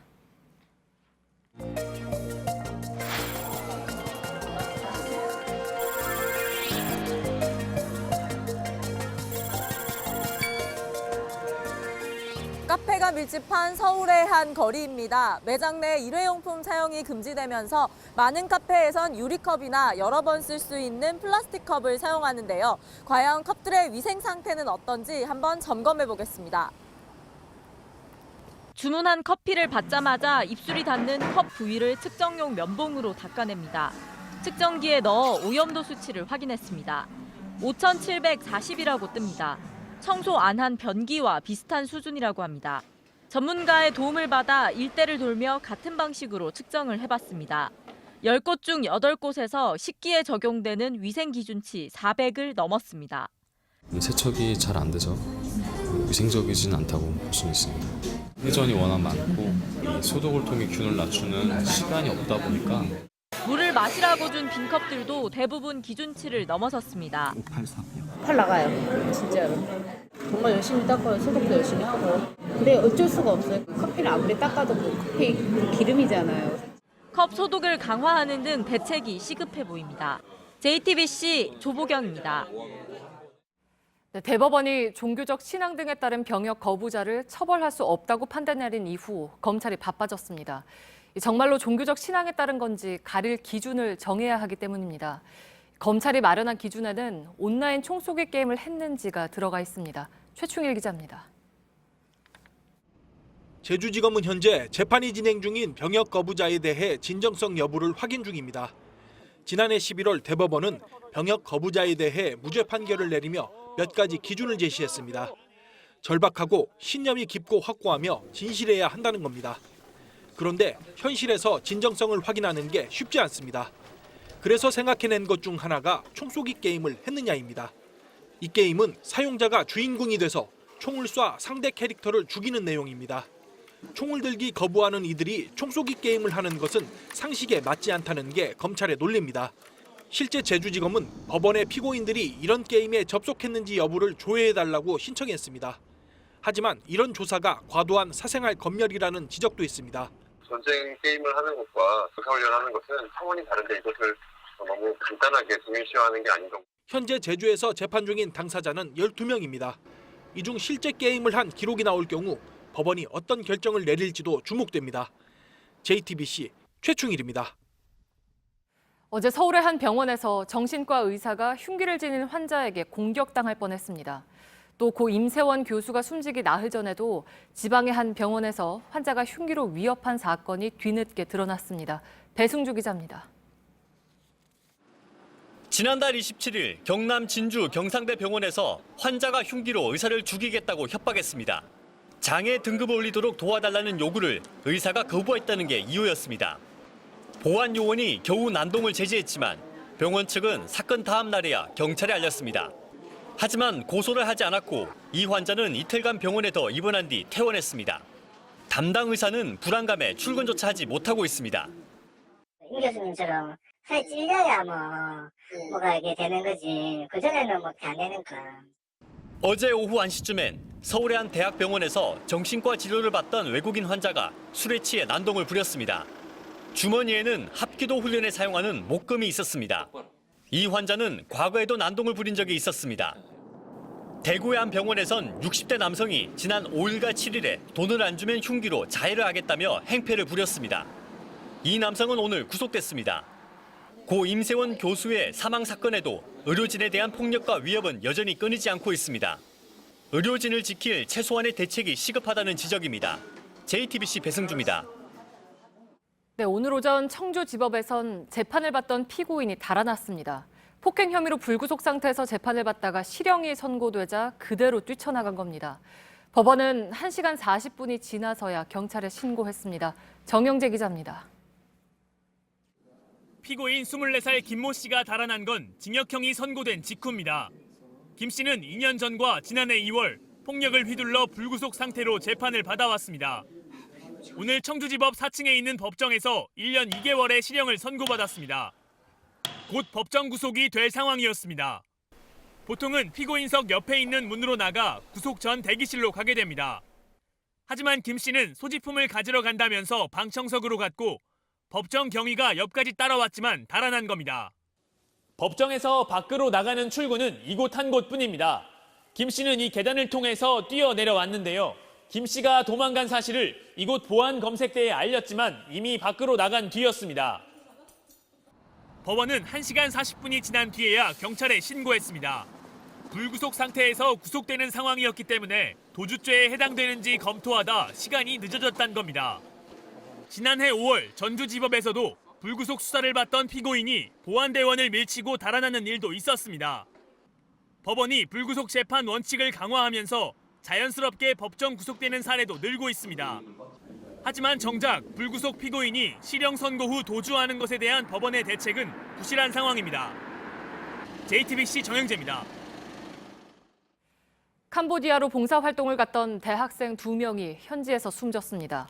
외교부는 숨진 학생들이 복통과 탈수 등의 증세를 보이다 각각 어제 오후, 오늘 새벽에 사망했다고 밝혔습니다. 유가족들이 현지에 도착하면 부검에 대한 협의와 장례 절차 등이 진행될 예정입니다. 북미 비핵화 협상의 주무부서인 미국 국무부 본부 인력의 절반 가까이는 일시 해고 상태입니다. 연방정부가 부분 폐쇄되는 셧다운 때문입니다. 이틀만 지나면 역대 최장인 21일 기록도 깨집니다. 내일이 셧다운 뒤 첫 봉급날인데 공무원 80만 명이 월급을 받지 못할 판입니다. 정효식 특파원입니다. 트럼프 대통령과 펠로시 하원 의장 간 협상 분위기는 험악했습니다. slammed the table. And when Leader Pelosi said she didn't agree with the wall, he just walked out and said we have nothing to discuss. A waste of his time. 트럼프 대통령은 정부를 다시 열면 한 달 내 멕시코 국경 장벽 예산을 통과시켜 줄 거냐고 물었습니다. 펠로시 의장이 노라고 한마디로 자르면서 협상은 20분 만에 결렬됐습니다. 단순하게 보면 트럼프는 6조 원 장벽 먼저, 펠로시는 공무원 봉급부터 주자는 겁니다. 하지만 장벽에는 한 푼도 줄 수 없다고 민주당이 맞서는 건 본격화되는 대선 전에 트럼프의 정치적 승리를 안겨줄 수 없다는 계산이 깔렸습니다. 피해는 점점 커지고 있습니다. 북미 2차 정상회담을 준비할 국무부 인력 절반은 일시 해고 상태로 출근이 정지됐습니다. 9개 부처 공무원 80만 명이 피해 대상입니다. 양측 모두 여론의 우세를 주장하지만 11일 연방공무원 80만 명이 봉급 수표를 받지 못하면 사태의 파장이 어디로 튈지 알 수 없다는 분석이 나옵니다. 워싱턴에서 JTBC 정효식입니다. 부산의 명물로 꼽히는 온천장에서 매설한 지 15년 가까이 된 온천수 공급용 배관에 구멍이 뚫리는 사고가 났습니다. 오늘 낮 1시쯤 발생한 이 사고로 부산 동래구 온천동의 한 이면도로엔 60도 안팎의 온천수가 20여 분간 흘러나왔습니다. 다행히 누수량이 많지 않았고 다친 사람도 없습니다. 의료 사고로 숨진 가수 신해철 씨의 유족들이 의사 강모 씨를 상대로 낸 손해배상 소송의 2심 재판에서도 이겼습니다. 다만 1심 법원이 유족들에게 15억 9천만 원을 지급하라고 한 것과 달리 2심 재판부는 4억여 원이 줄어든 11억 8,700만 원을 주라고 밝혔습니다.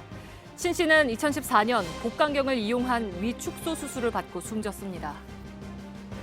배출가스 관련 서류를 조작한 혐의로 재판에 넘겨진 BMW 코리아의 전현직 직원 6명에게 법원이 징역 8월에서 10월의 실형과 집행유예를 선고했습니다. 실형이 선고된 3명은 법정 구속됐고 BMW 코리아엔 벌금 145억 원도 추가로 부과했습니다. 재판부는 BMW 코리아가 행정당국의 업무를 침해하고 소비자들의 신뢰를 스스로 무너뜨렸다고 밝혔습니다.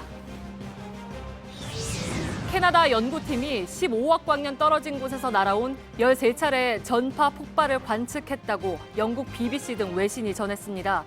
축구장 크기의 전파 망원경 차임을 통해서 지난해 8월에 관측이 이루어졌습니다. 전파 폭발은 강한 자기장을 가진 중성자별이 충돌할 때 나온다거나 외계 생명체가 보내는 신호라는 등의 여러 의견이 있지만 실체는 밝혀지지 않았습니다.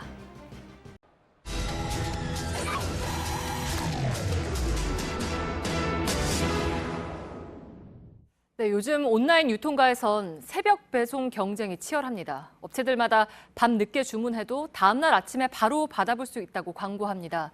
물론 편리하지만 갈등도 있습니다. 밀착 카메라 구혜진 기자입니다. 한 식품업체의 물류창고입니다. 자정이 가까운 시각이지만 사람들의 손발이 바쁩니다. 밤늦게 주문해도 다음날 새벽에 문 앞까지 배달해주는 새벽 배송 때문입니다. 새벽 배송 고객은 대부분 맞벌이 부부와 1인 가구. 그날 수확한 해산물 과일을 당일 오후에 물류센터로 입고를 해주시는데요. 고객들에게 그날 밤 혹은 새벽에 배송을 해드리는 게 가장 신선한 상태로. 주문부터 배송 완료까지 주어진 시간은 8시간뿐입니다. 짧은 시간 안에 포장을 완료를 해야 되기 때문에 사람이 직접 분류를 하는데요. 효율적으로 하기 위해서 이 초록색 상자에서 꺼낸 것은 초록색 불이 들어와 있는 곳에 이렇게 넣고요. 이 노란색 상자에 있는 것을 가져와서 노란색 불이 들어와 있는 곳에 넣습니다. 배달 장소로 갈 상자들이 포장됩니다. 차도 주간보다 뻥 뚫려 있고 저도 편하고. 집 현관문까지 무사히 배달을 완료합니다. 새벽 배송에 신규 진입자들이 생기면서 곳곳에 문제가 생겨나고 있습니다. 이 물류센터는 주택가 한가운데 자리 잡고 있는데요. 잠들 시간인 새벽 2, 3시에 없던 작업이 생기면서 주민들이 고통을 호소하고 있습니다. 해당 업체는 새벽 배송을 택배기사가 아닌 일일 아르바이트생이 담당합니다. 새벽 2시가 넘자 30대가 넘는 알바생 차량들이 몰립니다. 순식간에 주택가 인근이 불법 주정차된 차량으로 가득합니다. 문제가 좀 많아요. 사장님도 여기서 민원 걸리니까 조용히 좀 해달라고 요청을 하니까 차는 저 아파트 입구 쪽을 못 대게 하고. 물류센터 바로 옆 한 가정집입니다. 새벽 2시가 넘었지만 집 안까지 소리가 끊임없이 들립니다. 방 안에 침대를 두고 일가족이 거실에서 잡니다. 새벽 배송이 시작된 지난달부터입니다. 1시쯤에서 시작하는데요. 3시 반에서 4시까지 정도 소리가 나요. 개인 차들이 왔을 때 수레 끄는 소리가 도로에 계속 끌리니까 따라 고성 올라가는데 시끄럽다고 이모는 친척해서 가야 되겠다. 배송을 받는 기사들도 어려움을 토로합니다. 새벽 배송은 요청한 곳에 배송을 하는 게 원칙. 정해진 곳에 배송을 하지 않으면 벌점이 부과됩니다.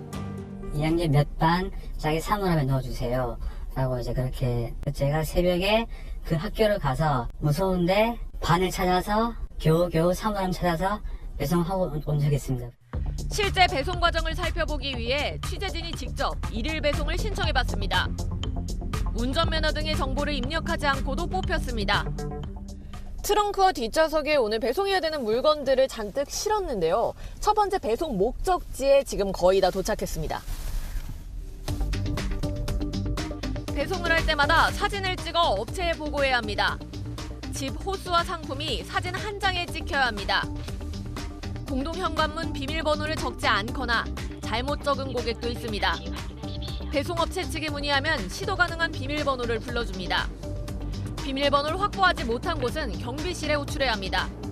경비 아저씨들이 이제 자기네들은 자는 시간인데 아니면 뭐 휴게 시간인데 우리 거 방해하냐고 우리가 돈 줄 것도 아닌데 그냥 그런 거 해가지고 안 열어줘요. 그냥 무한 대기하는 거 새벽 5시까지. 유통가의 배송 전쟁으로 소비자들은 새벽 배송을 편리하게 이용할 수 있게 됐습니다. 이웃 주민과 배송 기사에게 배려하려는 노력도 필요해 보입니다. 밀착 카메라 구혜진입니다.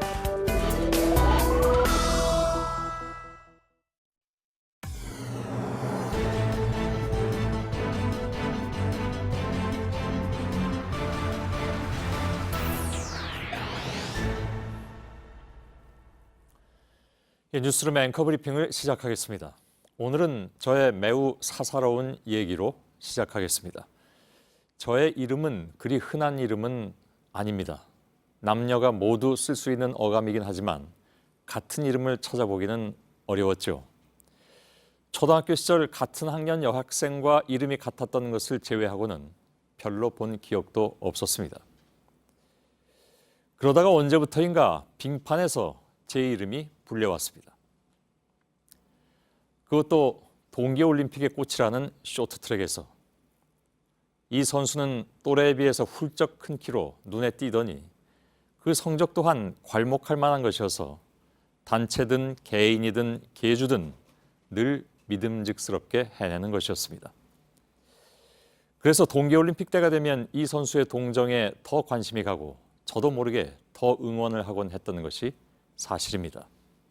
어쩌다가 빙판에서 넘어져 나뒹굴기라도 하면 제 입에서 어이쿠 소리가 남들보다 2배 정도는 더 크게 나왔을 듯합니다. 심석희 선수. 성은 저와 다르지만 발음은 자칫 맹 놓고 들으면 그마저 저의 성과 비슷하게 들려서 가끔씩 언론에는 손석희 선수라고 나오는 경우까지 있었죠.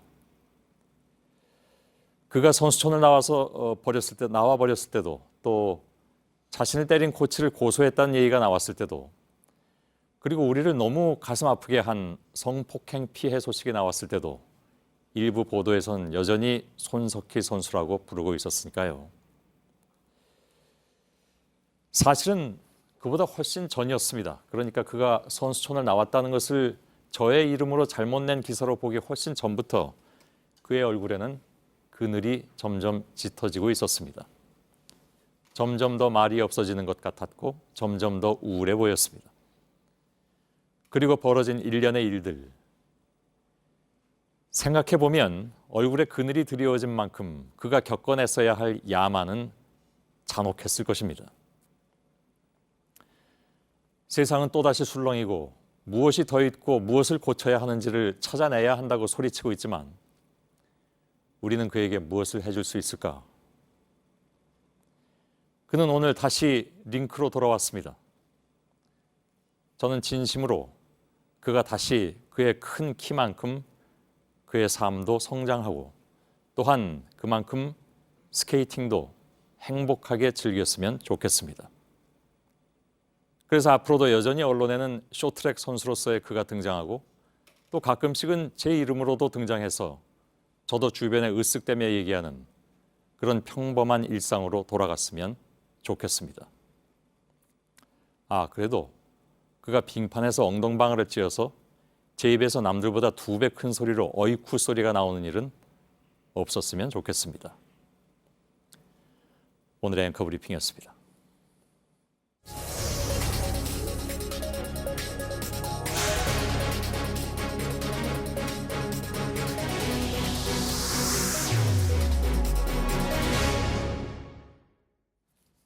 지금부터는 어제 보도된 두 얼굴의 천사 의사 이야기입니다. 의사이자 공동체 대표 김모 씨는 10수년간 자신이 돌보던 아이들을 성폭행해 왔는데 경찰이 파악한 피해자만 8명입니다. 그런데 저희 취재진이 추가로 피해자 4명을 더 확인했습니다. 구타와 엽기적인 학대도 많았다고 합니다. 먼저 강신우 기자의 보도입니다. 내가 너의 아버지가 되어주겠다. 잘 따라오고 자기를 믿고 그러면은 너에게 모든 것이 다 주어진다라고 그랬어. A씨는 아버지를 여의고 16살 때 피공동체에 들어왔습니다. 이후 공동체 대표이자 의사인 김모 씨로부터 여러 차례 성폭행을 당했습니다. 참다 못해 친척 집으로 도망쳤습니다. 하지만 여성 보육교사와 함께 찾아와 다시 데려갔습니다. 너가 왜 나갔고 얼마나 힘들었는지 다 알고 있다. A씨는 경찰이 파악한 피해자 명단엔 없습니다. 이처럼 취재진이 확인한 추가 피해자만 4명이 더 있습니다. 다른 피해자 B씨는 선배가 성폭행 당한 사실을 목격했습니다. 본인은 많이 맞았습니다. B씨는 성폭행 당한 선배와 도망쳐봤지만 소용없었습니다. 이번에도 여교사를 앞세워 B씨를 찾았고 결국 돌아온 B씨는 엽기적인 벌까지 받았습니다. 신뢰를 회복하라고 발바닥을 훑으라고. 김 씨의 나쁜 손은 그룹홈에서 생활했던 7세 이하 아동들에게도 예외가 아니었습니다. 할아버지한테 맞아서 날라갔어. 이렇게 얘기하죠. 성남 아동보호 전문기관은 피해자들을 다른 복지시설로 옮기고 추가 피해를 조사하고 있습니다. JTBC 강신호입니다. 김 씨가 운영한 공동체 구성원 중에 일부는 어른이 된 뒤에 그룹홈에서 일했습니다. 이들은 얼마 되지도 않는 급여 중의 일부를 김 씨에게 계속 뜯겼습니다. 일부는 김 씨의 추가 범행을 돕기도 했습니다. 폭력과 학대가 대물림된 것입니다. 오효정 기자입니다. 의사 김 씨의 범행은 때와 장소를 가리지 않았습니다. 악단 연습실은 물론이고 아이들이 머무는 그룹홈, 김 씨 모친 집에서도 범행은 계속됐습니다. 그룹홈 대표 K 씨가 방조했기 때문에 가능했습니다. 이 공동체 출신인 K 씨 역시 김 씨로부터 성폭행을 당했다고 합니다. 그런데 자신이 아이들을 돌볼 위치가 되자 학대를 대물림했습니다. 발로 걷어차고 따비는 기분이고 머리채 잡고 책을 집어던지고만 그랬어요. 피해자들의 탈출 시도도 매번 실패했습니다. 정말 게시타프 조례가 할 정도로 막 찾아다니는 거예요. 정서적으로 길들이기를 반복했습니다. 아이들의 마음을 다 무력화시켜야 일단. 너는 아무것도 아니다. 보호자는 나밖에 없고 우리밖에 없는데. 의사 김 씨는 공동체에서 자란 구성원 일부가 성인이 되자 복지사 자격증을 따게 한 뒤 그룹홈 교사로 일하게 했습니다. 모두 야간 근무에 투입됐는데 김 씨가 밤에 아이들을 상대로 몹쓸 짓을 하는 걸 막지 못했습니다. 월급도 뜯겼습니다. 일부만 용돈으로 받고 나머지는 다 월급을 내는 걸로. 여기가 그 사람의 왕국이에요. 경제권을 상실한 탓에 성인이 돼서도 김 씨 그늘을 벗어날 수 없었습니다. JTBC 오효정입니다.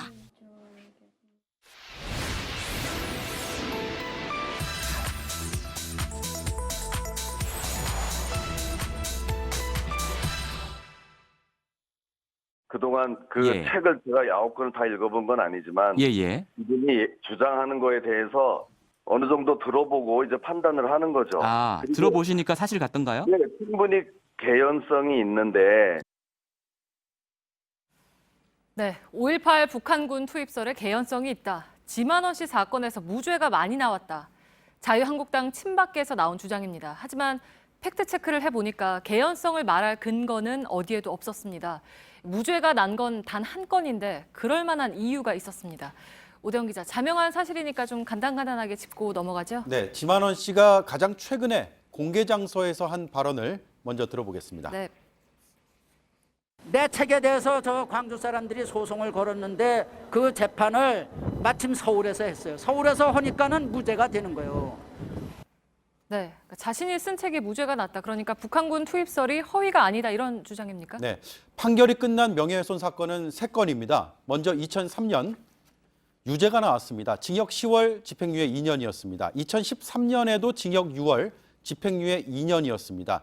2012년에도 허위 사실로 결론이 났습니다. 다만 이때는 무죄였습니다. 피해자가 특정되지 않아서 법리적으로 명예훼손죄가 성립되지 않은 겁니다. 네, 이렇게 대법원이 분명하게 못을 박았는데 이제 본인한테 유리한 일부 내용으로 호도를 하고 있고 친박계에서도 개연성까지 말하고 있는 거잖아요. 그렇습니다. 지 씨는 아직도 무고한 사람들을 북한 인민군으로 몰아세우고 있습니다. 최근 발언 들어보겠습니다. 현장의 얼굴들을 전부 그 최신 영상 분석 기법으로 컴퓨터 프로그램에 의해서 그 분석을 하니까 584명이 북한에서 출세한 사람이다 그예요. 네, 584명이나 됩니까? 저희가 2년 전에 팩트체크를 할 때 한 400명 정도였던 것 같은데요. 네. 심지어는 오늘 한 명 더 늘었습니다. 네, 그러니까 이거는 뭐 피해자가 특정이 되니까 명예훼손을 판단하기가 그나마 수월할 것 같습니다. 네, 실제로 손해배상 판결이 확정됐습니다. 지난해 법원은 인민군으로 지목된 14명에게 총 8,200만 원을 배상하라고 판결했습니다.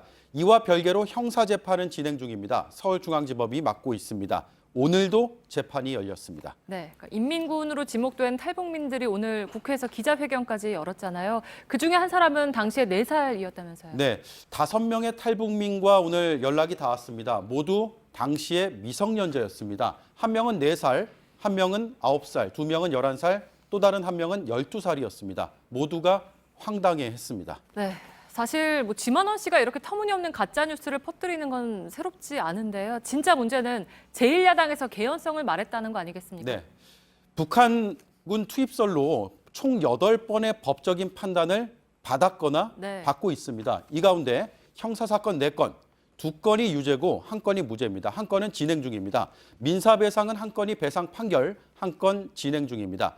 책자 제작과 발행 금지 가처분 1건은 인용, 1건이 진행 중입니다. 네, 오대영 기자였습니다.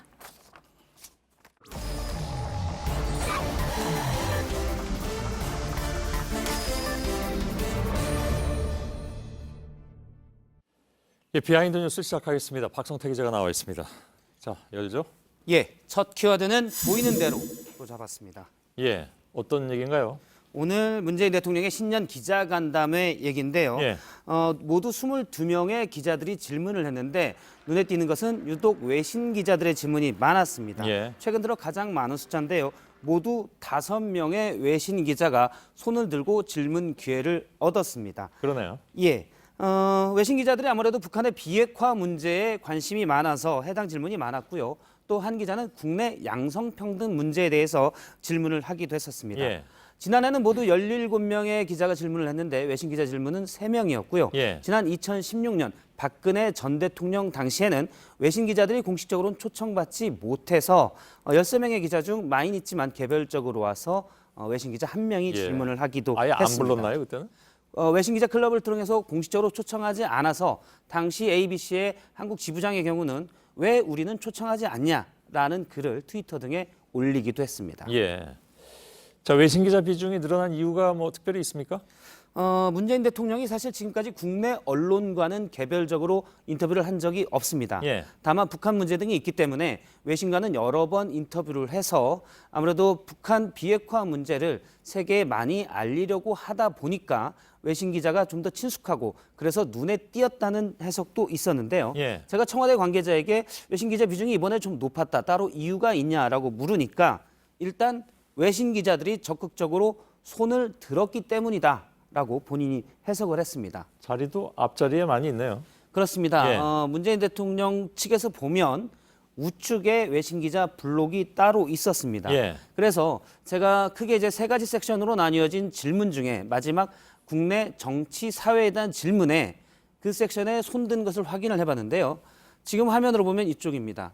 지금 여기에서는 이 앞에 이제 조선일보 기자가 질문을 했었고요. 예. 국내 정치 문제인데 여러 명의 외신 기자들이 저요. 물론 그러네요. 한국말로는 안 했겠지만요. 그렇게 손을 들었고 그래서 실제 문재인 대통령이 외신 기자들이 국내에 관심이 많냐라고 묻기도 했습니다. 예. 그 얘기를 직접 들어보겠습니다. 예. 국내 정치에 대해서도 외신도 관심이 있어요? 그러면 외신 저 가운데 있는 분. 예. 물론 NH 기자가 질문을 했는데 질문은 한일 관계에 대한 질문이었습니다. 그렇겠죠. 일단 문 대통령 눈에 띄는 대로 보이는 대로 질문을 하고 아무래도 그렇게 해서 질문자를 정한 것으로 보이는데요. 앞줄에 있는 기자는 거의 대부분 질문기를 얻었습니다. 오늘 중앙종합일간지 기자의 질문 숫자가 1명밖에 없었는데 예. 앞줄에 앉은 중앙종합일간지 기자는 1명밖에 없었습니다. 그런가요? 그 자리는 선착순인가요? 아까 외신 기자들은 블록이 따로 있었다고 했고. 예. 예. 외신 기자 블록만 따로 있었고요. 자리는 모두 선착순이었습니다. 아, 그런가요? 예. 기자들의 춘추관에서 여민관까지 버스를 타고 이동을 했는데 버스의 앞자리에 앉은 사람들이 빨리 갔을 경우 앞자리를 차지했습니다. 예. 다음부터는 모두들 뛸 것 같습니다. 그렇다면 앞자리가 더 유리하다면. 안희근 기자는 버스 뒷자리에 앉았었는데 버스에 내린 뒤에 뛰어서 앞자리를 그런가요? 차지할 수 있었습니다. 예. 아무튼 오늘 질문은 아무튼 했으니까요. 예. 두 번째 키워드는요? 두 번째 키워드는 게임이 증거다로 잡았습니다. 예. 어떤 얘기입니까? 앞서 리포트에서도 살짝 나왔는데요. 검찰이 양심적 병역 거부자를 확인하는 그 진정성을 확인하는 방법으로 슈팅 게임의 접속 기록 여부를 확인하고 있습니다. 예. 슈팅 게임을 했으면 집총을 거부하는 게 과연 말이 되냐라는 논리인데요. 예. 이를 두고 좀 논란이 있습니다. 여러 반응들을 제가 좀 보니까 예. 물론 먼저 이제 양심적 병역 거부에 대해서 부정적인 사람들은 총 쏘기 싫다고 군대 안 간다고 했는데 막상 총 게임 매니아면 큰일 났다라는 식의 반응이 있었고요. 예. 그런데 과연 이런 식으로 확인하는 게 맞느냐? 그러면 앵그리 버드는 새 총인데 이것도 잡아라라는 주장도 있었습니다. 예. 하여간 양심적 병역 문제 가지고는 늘 이렇게 논란이 좀 첨예하긴 하군요. 그렇습니다. 예. 지난 11월에 있었던 대법원의 판결문을 잠깐 보면요. 예. 양심적 병역 거부 여부를 어떻게 밝히느냐에 대해서 삶의 일부가 아닌 전부가 그 신념의 영향력 아래에 있어야 한다라고 예. 했고요. 또 검찰이 양심적 병역 거부 여부를 판별할 때 있어서 양심과 관련성이 있는 간접 사실 또는 정황 사실을 증명하는 방법으로 판단해야 한다라고 했습니다. 예, 그 삶의 일부가 아닌 전부라고 한 것 때문에 예를 들면 총쏘기 게임 같은 것도 그 삶의 전부로 치면 들어가는 것이기 때문에 검찰에서는 아마 그 기준으로도 삼겠다라고 생각한 모양이군요. 그렇습니다. 예. 집총은 거부하면서 총쏘기 게임은 좋아한다고 하면 과연 이게 삶의 전부냐라는 게 이제 일단 검찰의 정황 증거의 논리인데요. 예. 그런데 앞서도 지적했지만 문제는 있습니다. 그러면 총쏘기 게임은 되고 칼싸움 게임은 안 되냐라는 것도 있고요. 예. 총쏘기 게임의 레벨이 낮을 경우는 어떻게 하냐 문제가 있고 유명했던 게임 앵그리 버드의 경우 일단 보기에는 돼지를 좀 강하게 잡는 호전적인 양상이 보이는데 예. 그러면 이건 호전적인 거냐 삶의 일부냐 전부냐에 대한 문제가 생길 수 있다는 지적도 있습니다. 논란이 여러 가지로 또 갈려치게 되는군요. 그래서 양심적 예. 병역 거부를 받으려면 게임을 한다면 농장 시뮬레이션이나 테트리스밖에 안 되는 것 아니냐라는 반응들도 나왔고요. 예. 제가 그래서 물어보니까 한 변호사는 물론 검찰이 정황 증거로 총쏘기 게임을 사용할 수는 있지만 예. 비중은 크지 않을 것 같다라는 의견도 있었고 물론 최종 판단은 판사의 몫이 될 전망입니다. 예. 마지막 키워드는요? 마지막 키워드는 미확정 쌤으로 잡았습니다. 쌤? 예. 영어 이름 아니면 보통 젊은이들이 예. 선생님을 줄여서 부르는 쌤? 그렇습니다. 원래는 쌤 선생님을 줄여서 쌤 정도로 했다가 점점 경음화가 돼서 지금은 쌤으로 된 소리가 나고 있는데요. 예. 실제 학교 현장에서는 선생님들끼리도 쓰고 학생이 선생님을 부를 때도 종종 많이 쓰곤 합니다. 예. 그런데 지난 8일 서울시 교육청이 혁신과제 중 첫 번째로 수평적 호칭제를 도입하겠다라고 했는데요. 선생님들끼리 또 학교 구성원들끼리 심지어 교육감에게까지 일하는 멋멋님, 이하는 멋멋쌤 또는 기타 별칭으로 멋멋 프로나 영어 이름 이런 식으로 좀 권위적이지 않은 호칭을 쓰자라고 얘기를 했습니다. 프로는 뭡니까? 저도 사실 프로 선수? 보통 이제 골프 연습장에서 비롯이 돼서 예. 남성 성인을 얘기할 때 뭐 김프로, 이프로라고 하는데 그래요? 왜 선생님에게 저 호칭을 쓰자고 이해가 예를 안 들었는지는 예. 저도 이해가 되지 않습니다. 예. 그러니까 예를 들면 조희연 서울시 교육감에게 희연쌤, 희연 프로 또는 조 프로 이렇게 부르자는 건데 예. 반론이 좀 많았습니다. 전교조에서 일단 비판을 내놨었는데요. 쌤은 표준어도 아닐 뿐더러 중간에 좀 말이 있습니다. 선생님을 좀 얕잡아 볼 때 쓰는 표현이기도 했다라는 표현도 있었고요. 교육기관인 학교에서 권장할 용어가 아니다라고 얘기했고 실제 좀 학생이 선생님에게 쌤이라고 하는 걸 그래도 권장을 해야 되냐라는 예. 것에 대한 반론이 좀 있었습니다. 예. 실제 국어사전에 제가 쌤을 찾아보니까 선생님이란 뜻은 전혀 나와 있지 않았고요. 쌤이 되기 전 쌤에 대해서 찾아봤어도 선생님이란 의미는 없습니다. 예. 물론 축약형으로는 사용하고 있지만 국어사전에도 없는 말을 권장하는 건 아니다라는 비판이 일자 조희연 교육감이 일단 학생과 선생님들 사이에 쓰자는 것은 아니다. 예. 그리고 서울시 교육청은 일단 시범 사업을 해보고 결정하겠다고 한 발 예. 물러섰습니다. 뭐 말이란 게 생물과 같아서 예. 그죠? 진화할 수도 있는데 여긴 좀 논란이 좀 있는 것 같습니다. 그 부분에 대해서는 알았습니다. 박성태 기자였습니다.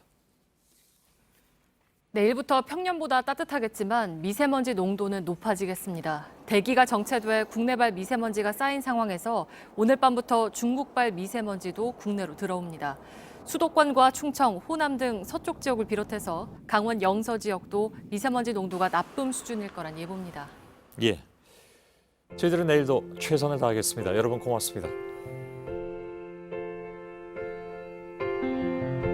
I never knew love could be a silence in the heart, a moment when the time is still, and all I've been looking for is right here in my arms, just waiting for the chance to begin. Never knew love